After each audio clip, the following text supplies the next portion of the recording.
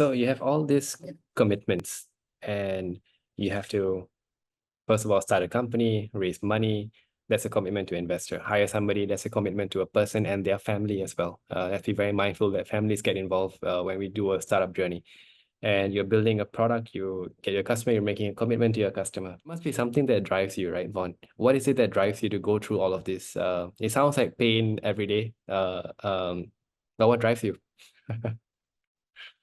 It is a labor of love. There is a lot of pain. You don't get to sleep as much as you would like to as a startup founder, as you would well know, Pramodh. Really, what keeps me going is just the vision for a better future.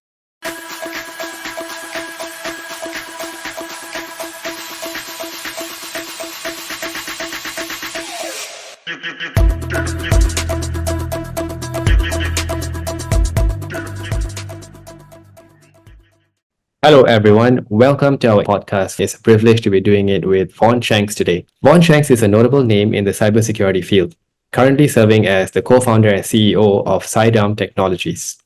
With a distinguished 6-year career at Cydarm, Vaughan has demonstrated expertise in pioneering solutions for cyber response management. Vaughan holds a PhD in computer science from RMIT University. Vaughan's prior role at a Silicon Valley tech company resulted in patents related to data collaboration. Vaughan actively contributes to the cybersecurity community through mentoring and as a committee member at B-Sides Melbourne. Vaughan is a thought leader at the dynamic intersection of cybersecurity and data collaboration. Vaughan, it's a privilege to have you here on our show, especially the first one of 2024. Are you ready for the first question? Thanks for having me, Pramodh. And yes, indeed, I am. Awesome. So let's get started with your journey. How did your journey in the cybersecurity field lead you to start Cydarm Technologies, and what inspired your focus on cyber response management? Well, it started many years ago when I was actually still an undergrad student, and I had a part-time job as a systems administrator. And during the course of that work, I was administering a Unix system running IRIX, which is a very old operating system that few people would remember these days. And we actually, someone tried to hack into the system. One of the users on the system attempted to escalate their privileges and hack in, and we caught them doing that. And then we realized that this ancient Unix operating system was wide open. We had very little security controls in place. We just hadn't thought about it. And so my colleague and I took some steps to harden the system. And about the same time, I read the book The Cuckoo's Egg by Clifford Stoll, and that got me really excited about cybersecurity and cyber defense. And I was just getting into cryptography at the same time as well. So that's really where the journey started. And yeah, I've been hooked on it ever since. Beautiful. That journey led you to start your company. Please, could you share more about your company and its milestones so far? Yeah, so where the idea from Cydarm came from is I was watching a demo of a cyber analytics platform, and it had graph analysis, it had histograms and timelines and all this stuff.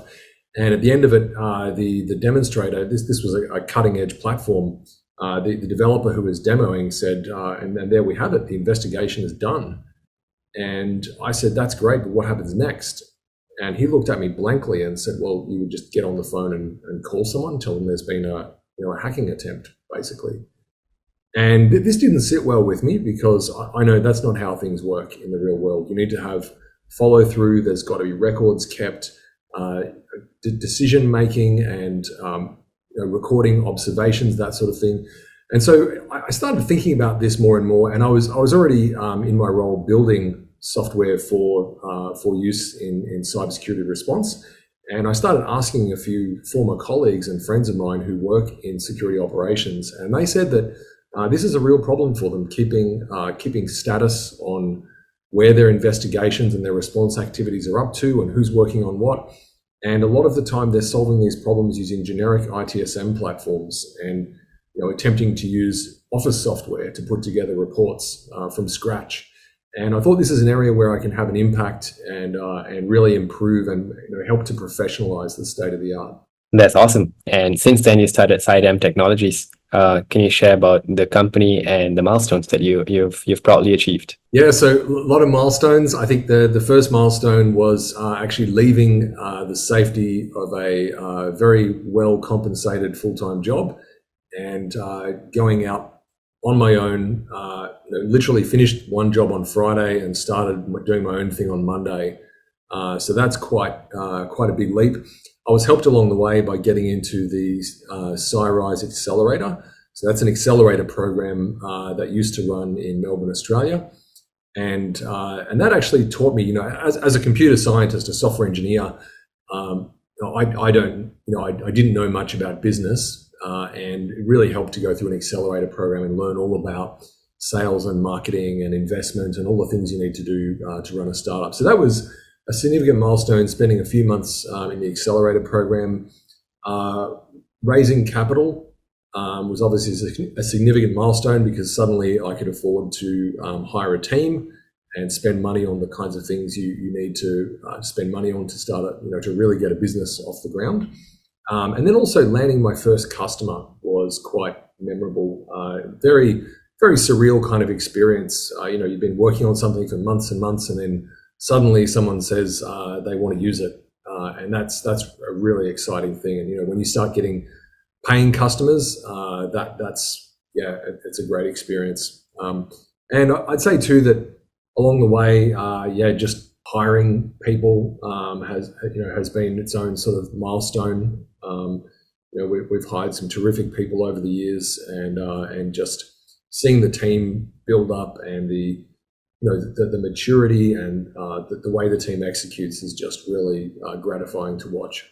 So Vaughan, let's go right into the first milestone. I think it's very gratifying to hear you share what you just shared, because I personally went through this myself as well.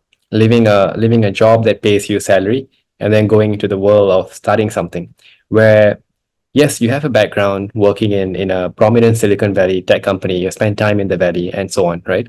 But now that you're starting from scratch, it almost doesn't matter. People will not know. In the past, people might be like Vaughan from company X, but now you're Vaughan from Cydarm. And what is Cydarm, right?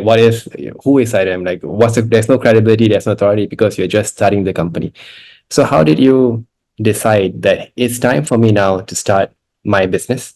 And secondly, how do you navigate the early days where you're building where people came to learn of Cydarm as a credible, authentic company that they would like to work for, work with, and so on? Yeah, you're asking all the hard questions here. At the beginning, I think it was really you have to look at it as a journey, and when you start, you don't know how long the journey is going to be. For some people, founding a startup, they last a few months and then they realize it's not for them, or they get to an inflection point where they have to commit to something and the commitment is too daunting. And by that I mean, once you find a customer, suddenly someone is depending on you for their operations and you're on call basically all the time. You need to be there so that when things go wrong, and they will, you can help them and make sure that they have continuity of operations. Then whenever you take money from an investor, you're making a commitment to deliver them a return on that investment. And that's not a commitment that you should take lightly.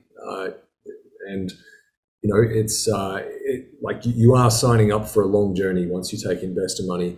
And finally, there's the people. So you hire an employee. You have to convince someone to walk away from whatever they're doing right now and to join your fledgling company, and you're making a commitment to give them enough compensation for them to live. So if you don't have the cash flow to keep that person employed, it's a bit disingenuous to hire them and then to have no ongoing employment for them. So yes, I think it's that.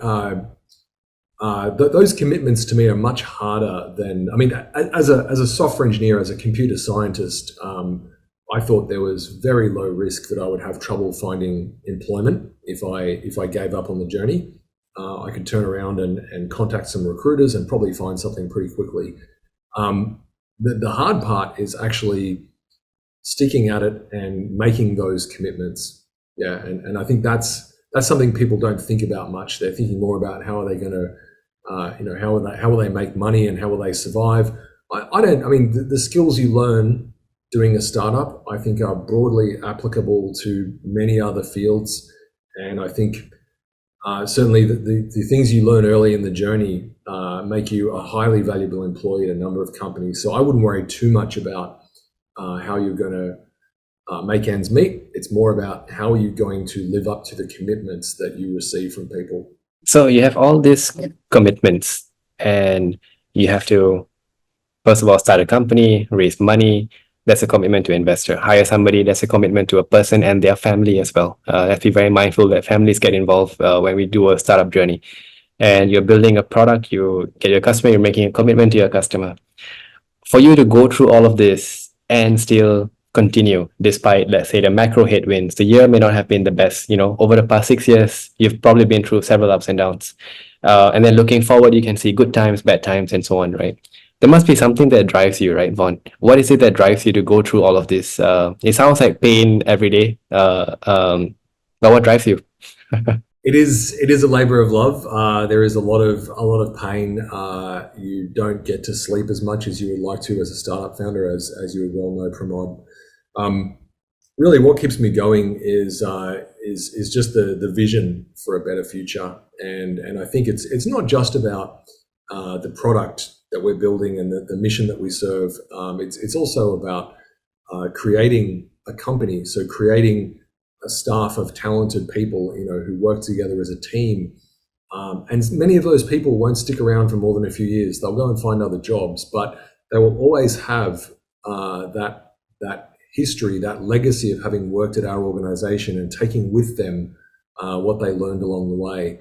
And there's also, I think it's great when I see people being inspired. I've been inspired by startup founders that came before me, and especially cybersecurity startup founders in the community that I'm in, and they continue to give me encouragement, and I try to also pay that forward. And I think knowing that we're building an industry, building a community, for me is a really big motivator that keeps me going. That brings me very nicely into a question that I've been meaning to ask you. Because when a founder decides that I'm going to build something, and somebody skilled and experienced like you decides that I'm going to put my flag down, and I'm going to now do something here, you're building not just your product, your company, but you're also actively participating in the ecosystem. You're making a dent in the ecosystem itself. Coming from having spent time in the Valley, what led you to decide I'm going to do it here in Australia? How do you feel about the ecosystem in Australia and Southeast Asia? All right, big questions. I think about the career I've had and the people I've met along the way. The Australians that I've met, and I know that we have a very deep pool of talent here in Australia. And I think it's really about how do we utilize that talent? Are all the talented people working at large, well-established companies? Some of the companies hundreds of years old, and they're like small cogs in a giant machine, or can we, through the right kind of leadership, take some of that talent and apply it to a smaller, younger, more dynamic business that can really grow rapidly and really change the culture around tech. So I think we have the inherent talent, and I don't think this is purely an Australian thing or any country. I mean, I'm not super familiar with the tech ecosystem in other parts of Southeast Asia, but I would imagine that in any country that's got a decent education system or that has people that have been through good education and they have access to computers and the internet, they will have skilled engineers. It's really just a matter of whether you can find the right leaders to stand up and build a startup community from that. So I think really it's we think a lot about Silicon Valley, and I think Silicon Valley definitely has critical mass. There's no denying that. But there's a number of very successful companies that have come out of Australia as well. So I'm thinking specifically about Atlassian and Canva and Safe TechTalk. And these are relatively recent companies, all founded in the last 20 years or so. Yes, I think it's definitely agree with you fully on this, right? We have seen great companies. I personally use a couple of these products that you shared about. Um, Let me do a little bit of a deeper dive. You mentioned that it's critical mass is there in Silicon Valley. There is talent density wherever there is a good, mature education system. And then you, as a computer science trained professional, you could be doing a lot of stuff, right? So we kind of covered Australia versus Silicon Valley in an indirect way. Why cyber, as opposed to any other domain that you could be putting yourself into? Cybersecurity is simply the thing that I'm most interested in. As I mentioned, when I started my career, when I was just still learning to be a software developer, and read the cuckoo's egg and got really fired up about information security. In fact, even before that, I remember as a teenager we were running Unix on old computers, downloading NetBSD and running that, and just really find the field interesting. I have a number of other interests, but if you take something, some kind of sports or other passion, and try and turn that into a computer business, I think you can wreck it for yourself, because you now you're spending all your time on this application software for something you used to love doing. Whereas I think cybersecurity is already, for me, it's already in the computers, it's in the networks, and it's such a big part of what we do, in the computing profession. And it just seemed like a really logical place to found a startup. I have started something in cybersecurity as well. Cybersierra is a cybersecurity business, and align with your point of view. What I see is everywhere globally, everyone is digitizing, and the dark side of that coin is cyber risk. It's just going to grow. The surface area for attack is going to grow, and as a society globally, I feel we are not yet equipped to handle cyber risk. And so there's a lot of good work to be done in this space, which is what draws me to build and to meet professionals like yourself and learn about your journey. And then this sort of is beyond just going to a job, going to do something that is 9 to 5. Even when the evenings are there before I sleep or after I wake up, I find that there are certain things that I want to read about, which drives me to go deep into it, to connect to people, and use that to sharpen the product, to make the next set of hires, to speak to investors in a different way. So all of this has come to a point where it gives purpose to just to wake up and build. Right? It sounds very simple to say, but there's so much that goes into it that a mega trend like cyber is hugely inspiring field to get into. I'm not able to put it into crisp words yet because I'm just articulating my thoughts. But there's a big mega trend that we are experiencing in our lifetime, and I think the work that we do may contribute to solving cyber risk, right? Because if you look on the other side, you have threat actors who could be anyone from teenagers to nation states, um, and therefore the risk is large, is compounded by the fact that you have people working on super intelligence, quantum computing. So attacks are going to become more automated. They're going to become more large scale. And therefore, if defenses are not continuous and able to meet those risks, then I think we're sitting on a lot of challenges, and many of which we are seeing surface now into mainstream society, right? So this is what really motivates me. I believe you also seem to be driven by that.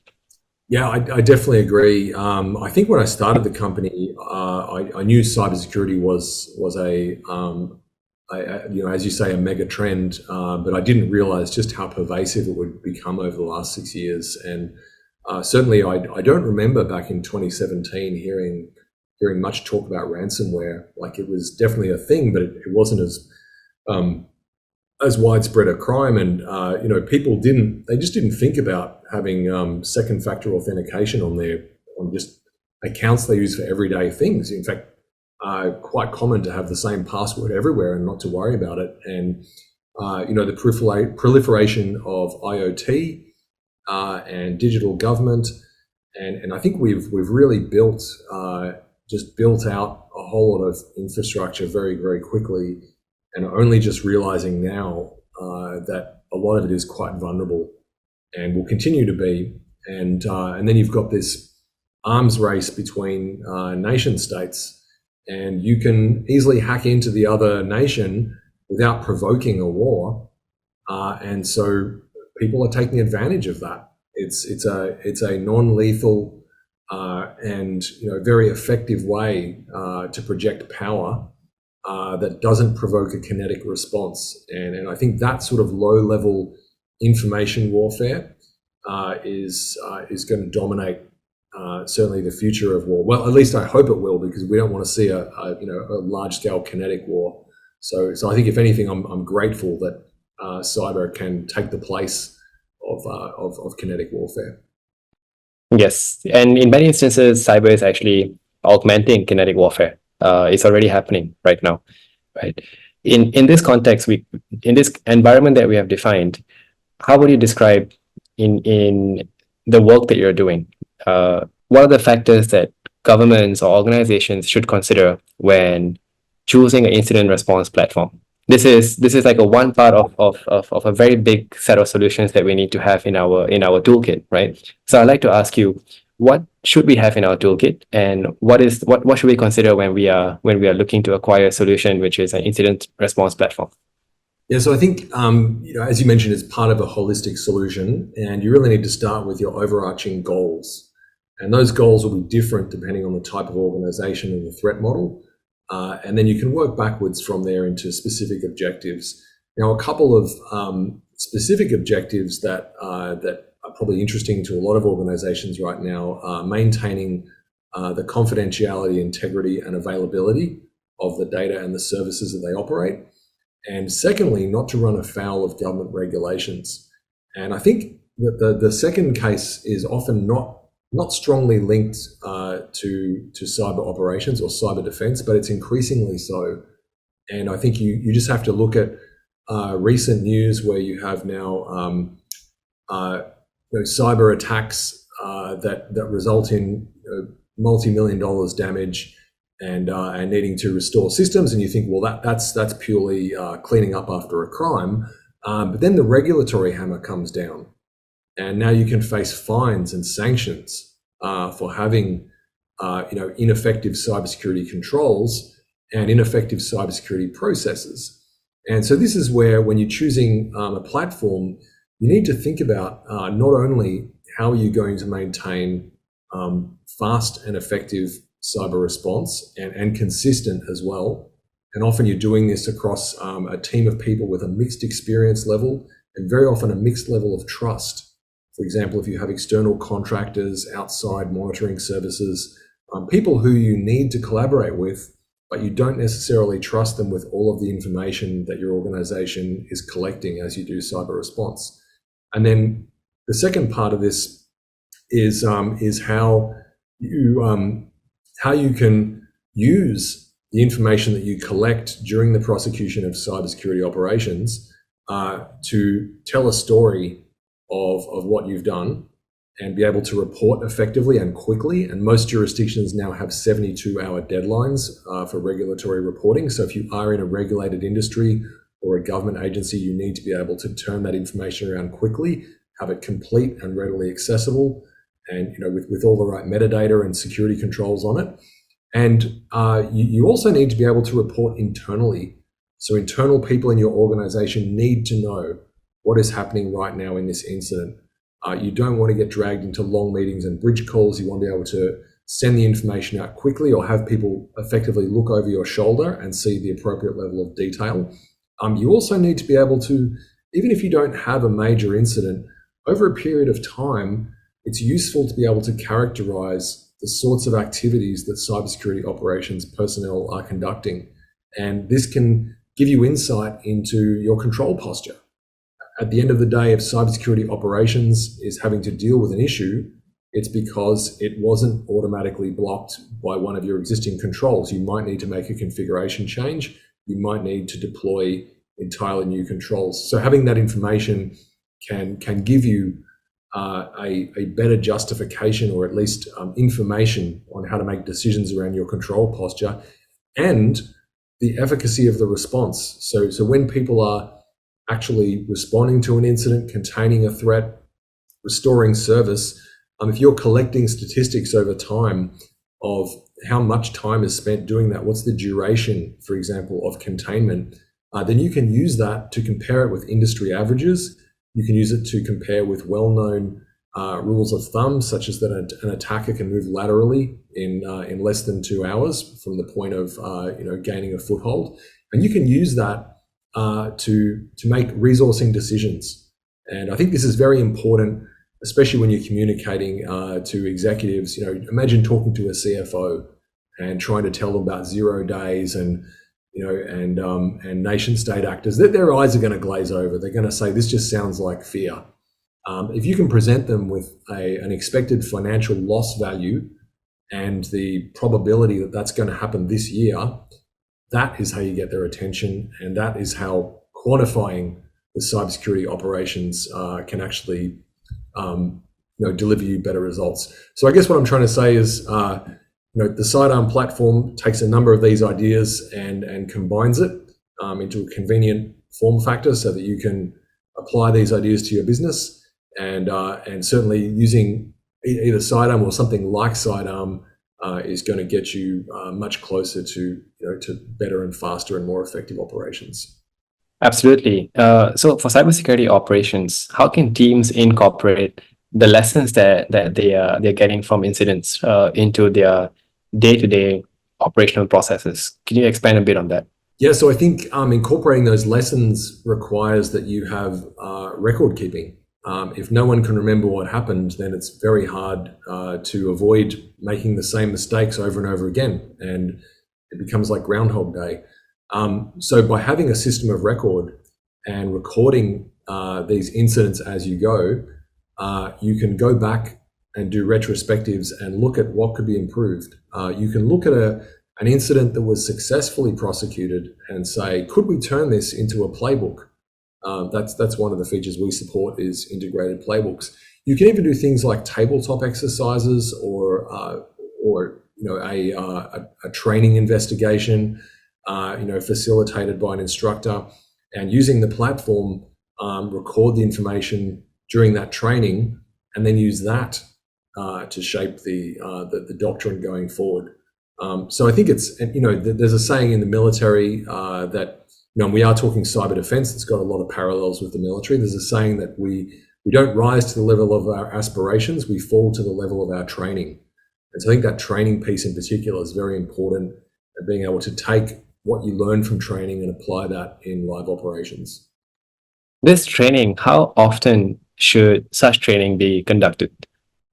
I think it's really a decision for organizations, but certainly the advice that I've seen and what's coming down to critical infrastructure is I'm trying to remember, it's certainly not more regular than quarterly, but maybe at least once a year, if not quarterly, is probably the right frequency. But if you have a sufficiently well-resourced team and lots of spare cycles, there's no reason why you can't be training more regularly than that. But I would assume minimum quarterly would be for a good result. I mean, it's a bit like doing a fire drill or something like that. You need to do it regularly to remember how it's done. Okay. It's a bit like a fire drill, except that the fires are becoming more automated and at larger scale, right? So cyber attacks could be happening on a daily basis. So when a company which is sufficiently well-resourced is stepping up its training programs in a manner that's more continuous, potentially you can bake into the psyche of their org's DNA that if something happens, this is how we should respond to it. I think some parts here could be once a quarter, some could be once in 6 months, once a year.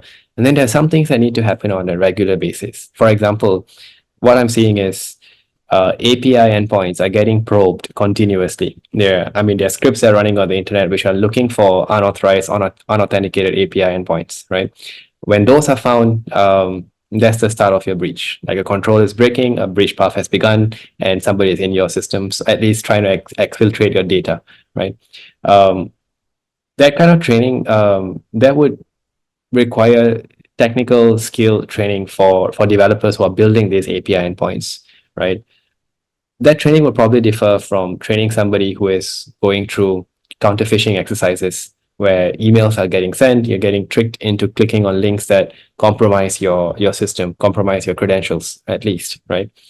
Uh, do you have a view on how an organization should structure training for such a diverse talent pool? Somebody who's technical and then somebody who is non-technical.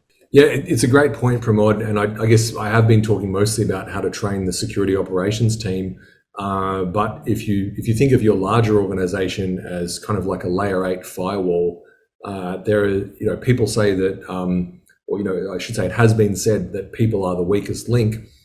People can also be your first line of defense. I think that's a well-known saying at this point. So certainly taking the lessons that are learned in security operations and passing those on to the broader user community and letting them know these are the kinds of threats we're seeing. If people are receiving dodgy SMS messages or emails, getting phone calls asking them to divulge information, knowing about that and being able to inform your user base that they are being targeted by these kind of attacks can prepare them. And I think there is a place certainly for generic training, just teaching people like don't click on links in suspicious emails, that sort of thing.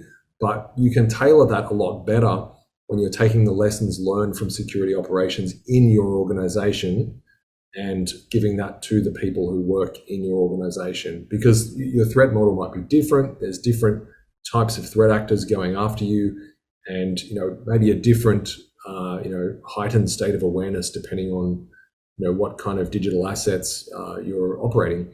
I think on the developers are an interesting one. So I think we've seen a big shift from software being built by developers and then handed off to administrators.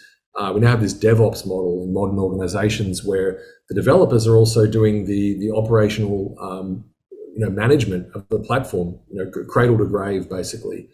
And I think that's where every developer needs to have security awareness training. And I have, you probably know a number of people, and I know people who have startups that are addressing this very problem, providing content to upskill developers. And again, that generic training is very useful as a baseline.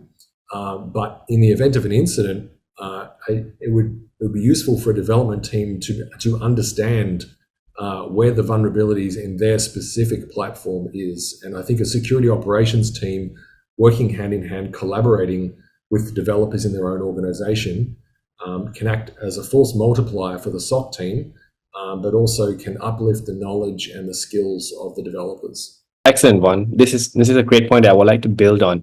So when the security operations team has all these insights that they want to share to developers or business users, right? In the minds of this group, it tends to be like, okay, I'm going to go for some kind of compliance thing that I need to be mindful of, right? How do you see? Have you seen examples where such lessons are passed on effectively to different teams? And also, how do folks balance compliance with innovating and being agile, getting things out into the market in a way that is secure? Yeah, great question. I think the trade-off between productivity and risk and compliance is a complex one. It's not an easy problem to solve, and it's different depending on who you are. If you're processing credit cards, then compliance is certainly your number one consideration, because without compliance, you can't make money. You should also, of course, be thinking about risk. And I know many professionals who will swear black and blue that risk has to be more important than compliance, because ultimately it's the safety of the data that's more important than appearing to operate in a safe way. I'm a little less cynical than that. I tend to believe that a well-chosen, well-implemented compliance framework should be able to reduce your risk. I know in some cases it has the reverse effect, or it takes attention away from risk. But certainly, I don't think anyone designed a compliance framework without considering how this would reduce risk. So ideally, you can achieve both goals at once. In terms of how that is traded off against productivity of developers, I know it is a thorn in the side of developers. They constantly have to think about the security of what they're writing. But this is really a case of a stitch in time saves nine, or measure twice, cut once. So if you have a a well-informed development team that understands security deeply and are security aware and have taken those lessons on board, they can probably build a much better product first time without needing to go back and fix a bunch of obvious security holes. And I think that there's some great advice out there at the moment. Recent publications from, I think it was CISA, or maybe it was a collaboration of agencies from different countries on making software secure by design. And I think it starts with choosing platforms and languages that are memory safe and have other kind of safety features built in, and then things like choosing how you configure the product out of the box. We had a recent case where we were shipping, I should say, there were industrial control devices, PLCs, being shipped that have an internet console which has a default password set, and many people don't bother to change the default password. Many products you can get have what's called a hardening guide, where the product ships and it's basically insecure, and you need to go through and manually switch on all the security features. So the current recommendation is that you build software that is hardened out of the box, and then you give people, in fact, a softening guide. So they have to proactively weaken the security. And there might be pragmatic reasons why you have to do that to fit in your existing environment, but you're doing that knowing that you're introducing additional risk, and you can make those trade-off decisions without needing to rely on a manufacturer to ship you something with unknown vulnerabilities. So yeah, a bit of a rambling answer to your question maybe, but if I could just finish by saying that in the acronym GRC, governance and risk come before compliance, and I think that's for a reason. Very well put, Vaughan. That's awesome. Very well put. Thank you for sharing this. Vaughan, I've come to the last question for today's session, and I just want to tap into all the years of building and definitely the past several years of building Cydarm. If you were to just take a look at that, what advice would you give for aspiring cyber entrepreneurs in today's times? Gosh, there's a lot of advice I could give. The first thing I would probably advise is to think carefully about your reasons for wanting to do this. You really have to love the journey. I think there are some people who think that founding a startup means they can have flexible working arrangements and get rich quickly. And I can very safely tell you that neither of those things are true. And you really have to love the journey, and you have to love hard work. So I'd say, first of all, make sure that you have the right temperament for what you're going to put yourself through. You need to make sure that your health is in order. And by that, I mean your financial health, your physical health, and your mental health, because all three of them are going to take a big hit. And you want to make sure the journey is worth it. Having said that, if you do have the right temperament and you do have those that state of good health, if you are fortunate, then the things you'll learn along the way, the experiences you'll have will pay enormous dividends. But I'd say, yeah, keep all that in mind. And I think it's important to find mentors or advisors who are willing to help. And I've been actually, frankly, very surprised at how many people are so willing to pay it forward and help. I've been very fortunate. I hope I've been able to even repay a fraction of that to the people that I give advice and help to. And, I think never forget that there are a lot of people out there who want you to win, that the world is not, that cold and harsh place that some people make it out to be. It's actually, if you can successfully deliver cybersecurity value to a large number of people, everybody wins. And so it's important to keep that in mind and to remember you will have a support network around you.